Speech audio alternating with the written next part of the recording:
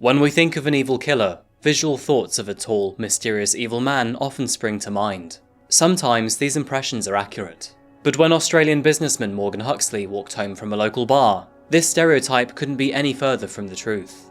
And following the dark and despairing actions of a young man, he would eventually become known as the baby-faced killer. Welcome back to Coffeehouse Crime. My name is Adrian, and in this video we're looking at the case of Morgan Huxley. If you're new to Coffeehouse Crime, I post solved, unsolved and strange cases here on a weekly basis. So if that sounds like your kind of thing, please consider subscribing to the channel. So grab your favourite coffee, pull up a seat and sit back, my friend. This is the case of Morgan Huxley.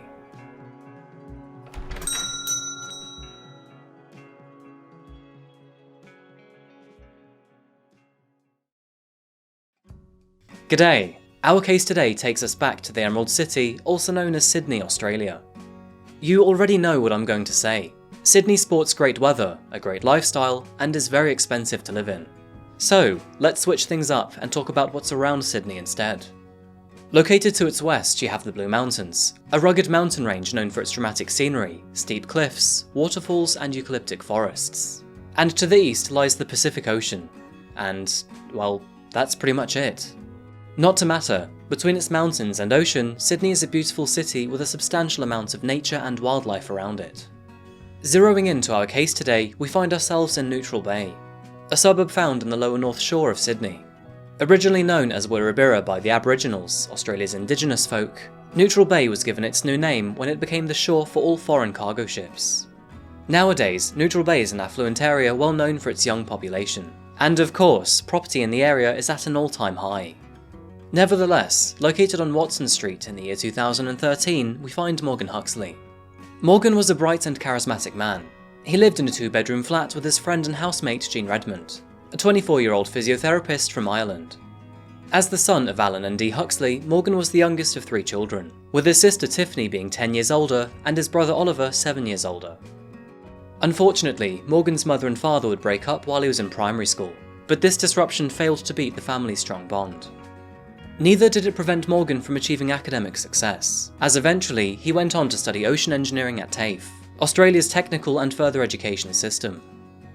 Morgan would eventually become an engineer amongst an otherwise creative family, because although his mother, sister and brother were all artists and graphic designers, he instead opted into ocean engineering. Morgan was well built and considered attractive. Standing over 6 feet tall and weighing 14 stone, he stood above most. But with a laid-back, warm and charismatic disposition, those around him always felt safe in his domain. Morgan was known to be the centre of the party. He loved football, loved his family and friends, was very close to his mother, and loved animals, even adopting a lion and an elephant in Cape Town, South Africa.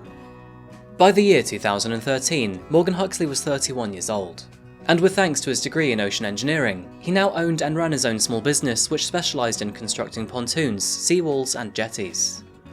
The company, which was named Huxley Marine, had recently succeeded in winning a large contract to build an ocean walkway along Central Coast. And of course, Morgan was very excited about this. His business was finally expanding. This wasn't a typical 9-to-5 job for him. It was his passion project, the thing which pulled him out of bed every morning. There was one more thing to celebrate. Morgan's best friend, Chris Maroney, was due to get married in the coming months. And with that said, an engagement party was on the horizon. As September the 7th rolled around, so did Chris's party. The lads enjoyed their barbecue, and evidently had a bit too much to drink, as by the end of the night, Morgan had managed to lose his shoes. As midnight passed, the group began to divide and disperse back home, and after hailing a taxi with a couple of his friends, Morgan and the others made their way back to Neutral Bay. Morgan wasn't ready to end the night just yet. He wanted to have one more drink with his friends at his favourite local pub named The Oaks. But unfortunately, the others weren't interested, and instead they decided to call it a night. That didn't stop Morgan, however. He made his way to the local ATM machine before making his way to the pub. At 1 AM on Sunday the 8th of September, a surveillance camera captured Morgan Huxley walking into the Oaks for one final drink. He wasn't bothered about being alone, as rightfully so, he enjoyed his own company. And the bar was only 200 metres from his apartment, which made it easy to get back afterwards. Sitting near the front door, he watched TV while scrolling through his phone and having a beer. And of course, all of this without his shoes. Fast forward half an hour, and the bar was now ready to close for the night. As a result, Morgan was asked to leave, and at around 1:25 AM, surveillance cameras captured him leaving the Oaks onto Military Road. Another few surveillance cameras captured him walking along Military Road and onto Watson Street, where his apartment is located, and finally, shutting the door behind him, he made it home. Morgan's housemate Jean was also at home. Jean often had difficulty sleeping, and to add to this, she was a light sleeper too. With the time being 1:30 in the morning, she was already in bed and trying to get some rest. And after hearing Morgan return home, she put on her earphones and tuned into some music. 15 minutes later, she heard knocking at the front door, but believing it's takeout or Morgan's friend, she rolled over and fell back to sleep. As the hour passed by and the clock struck 2:30, Jean was awoken once again for a third time. However, the noise she can now hear coming from Morgan's room sounded very strange. More like the sound of snoring, the noise was muffled, exhausted, and screeching. This didn't sound good. Jean slowly crept out of bed to check up on her housemate. And opening her bedroom door, she turned the hallway light on. What she found below her was horrific and haunting.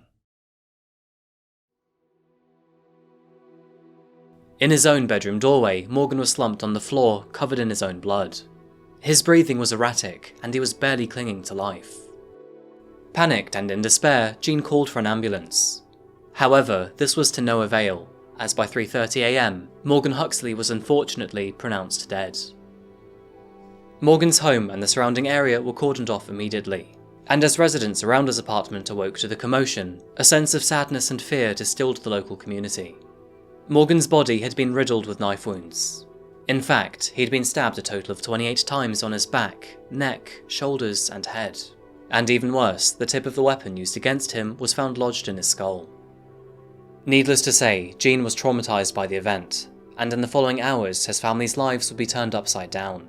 His friends, who he'd seen only hours prior, were now replacing memories of a good night with the images of his body. As those close to him grieved over their loss, officers now had the duty to find out what exactly happened to Morgan. He was a well-loved man with no known enemies, and although he had annoyed business partners in the past, no one wanted him dead. Concerns over local safety also arose. If this attack was at random, will Morgan's killer ever strike again? Fortunately for investigators, the area of Morgan's death had many surveillance cameras. They were also able to track his movements in the hours leading up to his death, and what they found behind him was of great significance. A closer look at the surveillance footage taken after Morgan had left the bar revealed a young skinny man running after him. Perhaps the two were unrelated, but with both men heading in the same direction within the same several seconds, there was a chance this unknown man saw or knew something. It was around 2 weeks after Morgan's death that corresponding investigators started to physically search for the unknown man. Surveillance images suggested that he was wearing a catering uniform, and it was therefore very likely that he was a cook in the local area. It just so happened that as investigators were prowling the streets of Military Road, a barista from the Sydney cooking school grew curious. The officers may have missed their opportunity if not for this barista, as after seeing the surveillance footage, he told them that the guy in the chef's trousers actually worked there. The man's name was Daniel Jack Kelsall. Daniel was 22 years old, working as a chef at the Sydney cooking school. He was shy, described as socially awkward, and somewhat of a nerd. Entirely innocent looking by most standards.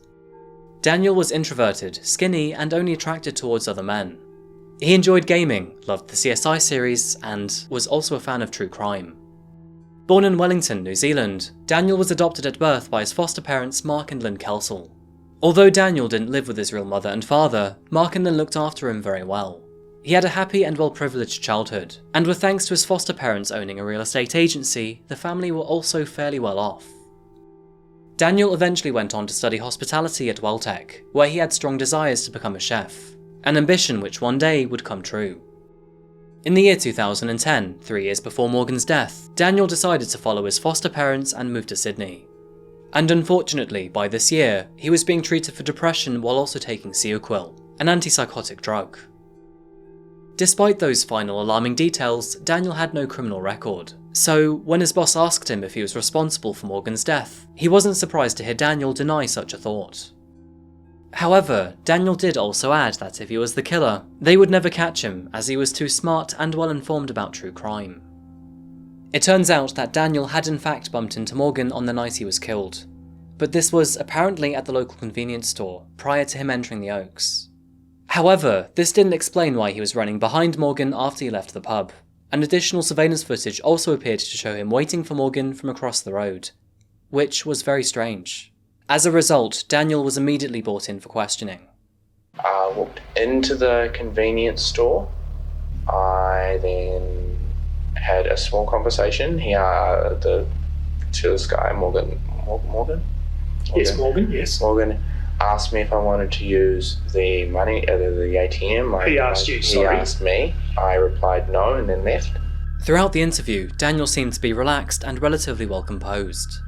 And while being interrogated about running, he had multiple strange excuses. It's cold. Mum always tells me if you're cold, go for a jog.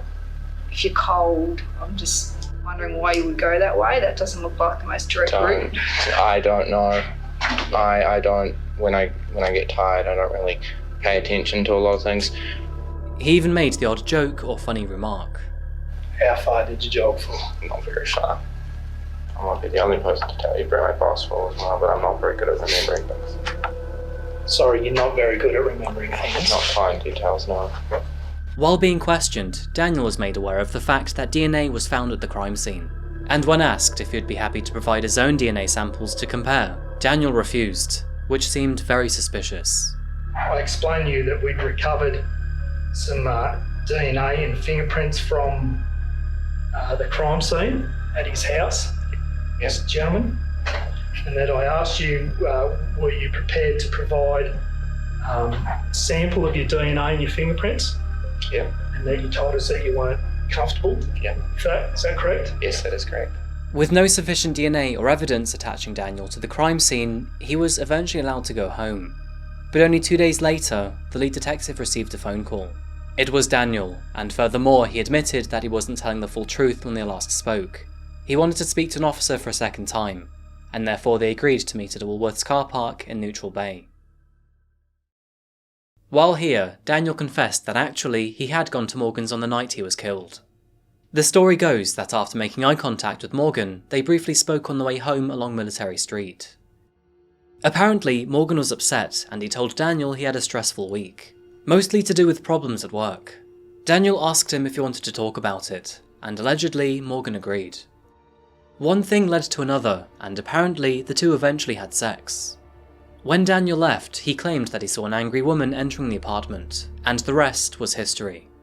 This sounded like a lie to officers. There was no evidence to suggest that Morgan had ever conducted in sexual activity with other men, and as a result, Daniel was arrested immediately. Further questioning commenced, and all in the meanwhile, investigators were keen to collect DNA samples from Daniel and his bag. They had noticed a strange-looking stain on his bag in the previous interview. DNA samples were therefore taken for analysis. However, this would take a few days to come back. And without any further information coming through, Daniel was once again allowed to leave without any charges or penalties. And this is where our story takes a sudden and dark turn. It turns out that the analysis on the stained patch on Daniel's bag did in fact turn out to be blood. And more specifically, it belonged to Morgan. Analysis also confirmed that the fingerprint found on Morgan's bedroom door was in fact Daniel's. And even worse, Daniel's foreign DNA was found on Morgan's body. In the meanwhile, investigators were also catching up with several psychologists who had previous experience with their client Daniel, and reports with these psychologists revealed a man with intrusive thoughts and an inherent love for knives. It was back in May of 2012, 16 months before Morgan's death, that Daniel confessed his dark fantasies to Dr. Susan Ullman. He told her he was having intrusive thoughts about taking a knife from his job at Sydney Cooking School and then stabbing someone on the way home. He even told her that he had once taken the knife from work, but didn't come across any opportunity along the way home. Daniel admitted he had never considered the consequences either. 1 month later, an appointment with a psychiatrist again revealed his fantasy. Daniel gloated he would only go to jail if he wanted to get caught. But when questioned, Daniel said he did not want to kill anyone, and as a result, the discussion was no longer monitored. On October the 8th, 2013, and as a result of corresponding analysis, fingerprints and psychologist reports, Daniel Kelsall was finally arrested and charged over Morgan's murder. While here, Daniel tried to claim that he had Asperger's and autism, and this explained his actions. But ultimately, these were found to be lies, as his behaviour didn't quite fit the expected pattern to his claims. As his trial began, Daniel once again claimed that they had consensual sex, but Morgan was known to be a heterosexual man. No secret dating profiles were ever found, no witnesses ever came forward, and there was no evidence on social media to suggest he had any homosexual desires. Eventually, the court would learn of Daniel's troubling past.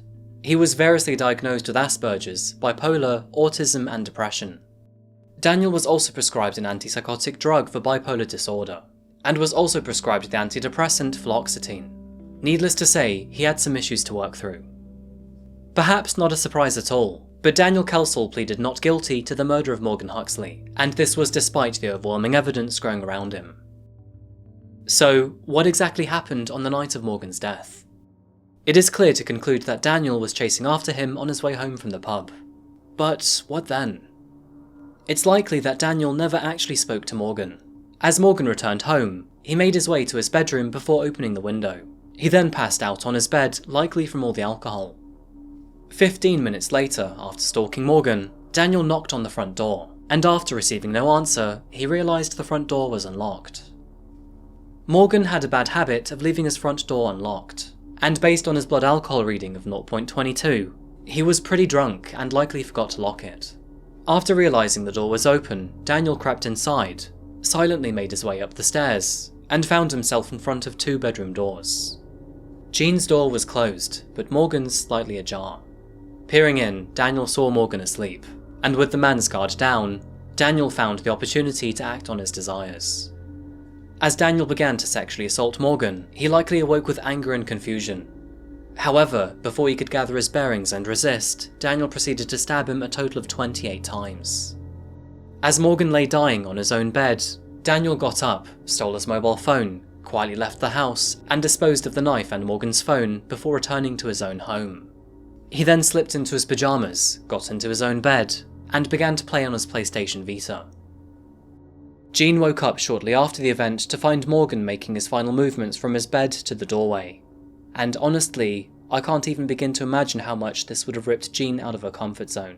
Imagine this for just one moment. You are in your everyday home, and then you walk into the next room to find yourself in the middle of the murder scene of your best friend. This case received a lot of attention in Australia while going through the motions, and sadly, Morgan's name was dragged through the dirt by media on many occasions. They even blamed him for his own death. Daniel, on the other hand, seemed to love the attention, and eventually he was dubbed the baby-faced killer of Sydney. Daniel's trial lasted a total of 2 weeks, and the jury only took 3 hours to reach a verdict. They all found him guilty over the murder of Morgan Huxley. As a result, Daniel Kelsall was sentenced to 40 years in prison with a minimum of 30 years before being considered for parole. He will be eligible for parole in 2044. Along with his sentence, the judge said, "Whether Daniel killed for the thrill of it, or whether it was a result of fantasy or obsession, I am unable to say. It was entirely senseless and needless, and why he did it, only Kelsall knows." Psychologists who examined Daniel also believed that if given the chance, he would kill again. A few side notes to this case. But one of Morgan's friends recalls an evening at the Oaks nearly 6 months before Morgan's murder. Morgan told them all a rather disturbing story, where one night a young man who he thought was gay had followed him home down Watson Street. Morgan thought that the young and small man was just being chatty, and perhaps he lived in the same block of apartments. But after opening his front door to say goodbye, the man walked straight past him and inside. Morgan then pushed him outside, however he never reported it to police. And after telling this story to his friends, he then shrugged it off before talking about other things. In the week following Morgan's death, 2 other men in Neutral Bay then came forward to report that they too had been stalked by a young man. The stalker was identified to be Daniel, and he was also wearing the same cook's uniform as before. So, who knows what would have happened if Daniel wasn't caught so soon. Daniel has already appealed to have his sentence reduced by 10 years. But in October of 2017, this appeal was ultimately rejected. And apparently, according to jail sources, he is having so much jail sex with other inmates that he is barely able to volunteer in prison programs. This case was a strange one. Very usually there is some form of reason or motive to the crime. But again, just like the case of Luke Fawcett, it seemed to be senseless. If anything, it was all to fulfill a sick fantasy. And in the process, Daniel has ruined the lives of Morgan's family, his foster family, and of course Morgan and his many, many friends. Morgan was known as a positive, fun influence on everyone. He was a family man, followed his passions, and had a lot to look forward to. And sadly, he lost his life to the senseless actions of Daniel Kelsall.